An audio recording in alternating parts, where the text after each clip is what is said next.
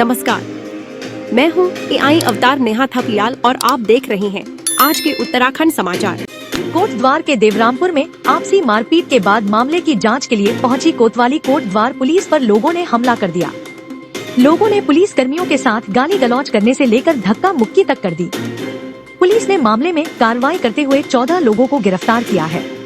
कोतवाली कोटद्वार के वरिष्ठ उप निरीक्षक राज विक्रम सिंह ने बताया कि जानकारी के अनुसार देवरामपुर के कुछ लोग मोटाढांग तल्ला यूपी क्षेत्र में रामलीला देखने के लिए गए थे।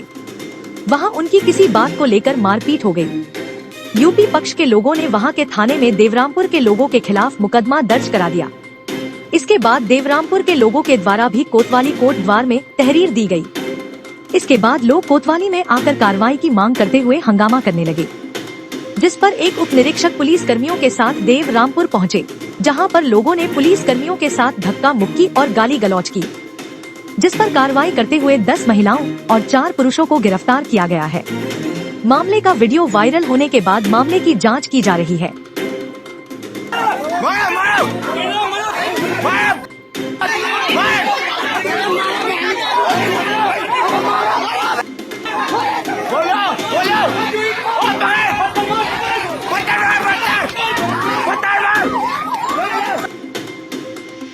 विश्व प्रसिद्ध 11वें ज्योतिर्लिंग श्री केदारनाथ धाम और यमुना मांग के उद्गम स्थल श्री यमुनोत्री धाम के कपाट वैदिक मंत्रोच्चार और धार्मिक अनुष्ठानों के साथ शीतकाल के लिए बंद कर दिए गए हैं। ठंडे मौसम के बावजूद दोनों धामों में हजारों श्रद्धालु कपाट बंद होने की ऐतिहासिक घड़ी के साक्षी बने। श्री केदारनाथ धाम के कपाट गुरुवार सुबह 8:30 पर मुख्यमंत्री पुष्कर सिंह धामी की उपस्थिति में बंद किए गए।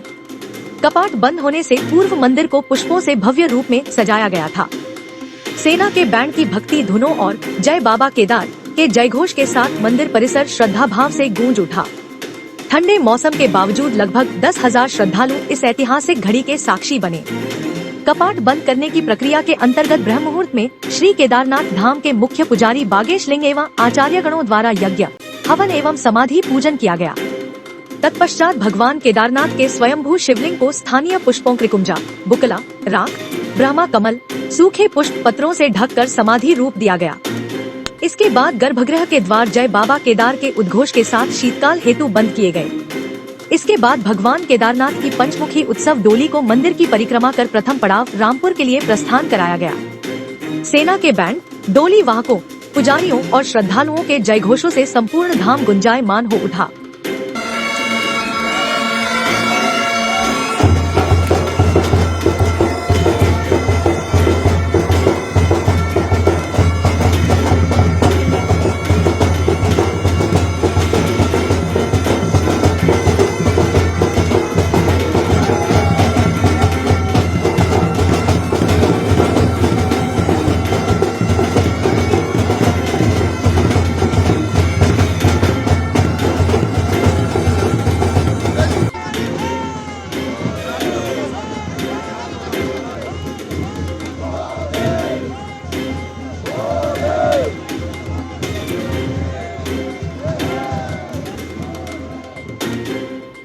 उत्तराखंड की राजधानी देहरादून से बड़ी खबर सामने आ रही है। यहाँ डोईवाला के लाल तप्पड़ क्षेत्र में बुधवार देर रात पुलिस और बदमाशों के बीच मुठभेड़ हो गई। पुलिस ने 2 आरोपियों को गिरफ्तार किया है, जबकि उनका एक साथी अंधेरे का फायदा उठाकर जंगल की ओर भाग निकला। पकड़े गए दोनों आरोपी हाल ही में दून अस्पताल के बाहर हुई फायरिंग की घटना में मुख्य अभियुक्त बताए जा रहे हैं। घटना के बाद पूरे जिले में हाई अलर्ट घोषित कर दिया गया है और पुलिस की कई टीमें फरार आरोपी की तलाश में जंगल की काम्बिंग कर रही हैं।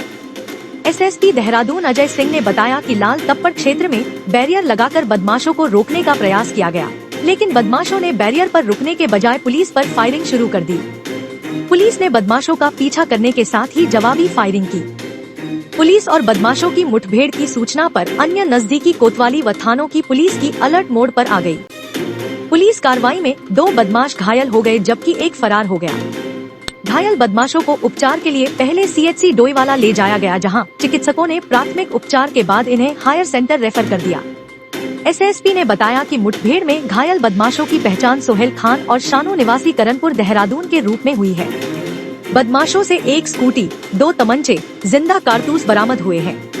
एक मामले से विवाद में 2 पक्षों द्वारा जो है झगड़ा हुआ था। उस झगड़े के बाद दोनों पक्ष दून अस्पताल पहुंचे थे। वहां अपना मेडिकल कराने के उपरांत एक पक्ष जो पीड़ित पक्ष है वो बाहर चाय की दुकान पर बैठे थे। इसी दौरान जो दूसरा पक्ष जिससे झगड़ा हुआ था उनके कुछ साथी वहां पर स्कूटी से पहुंचते हैं और इसके बाद वहां हॉट टॉक के उपरांत थोड़ी देर बाद वापस आकर जो इसमें दीक्षांत करके लड़का है जिसके साथ विवाद हुआ था और वो अपना मेडिकल करा के बाहर जान पहचान के लोगों के साथ बैठे हुए थे। उसके बाद उस पर जो है फायर किया गया था जो उसके पेट में लगा था।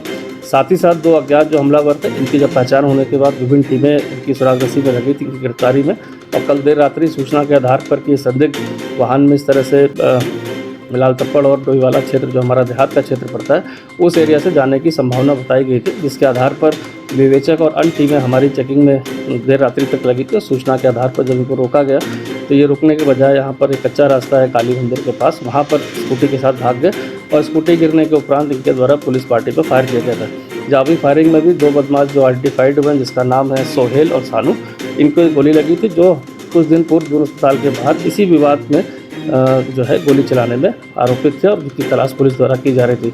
मौके से रात्रि में एक व्यक्ति भाग गया था जिसकी कॉम्बिंग के दौरान उसको भी अरेस्ट कर लिया गया जिसका नाम है जावेद।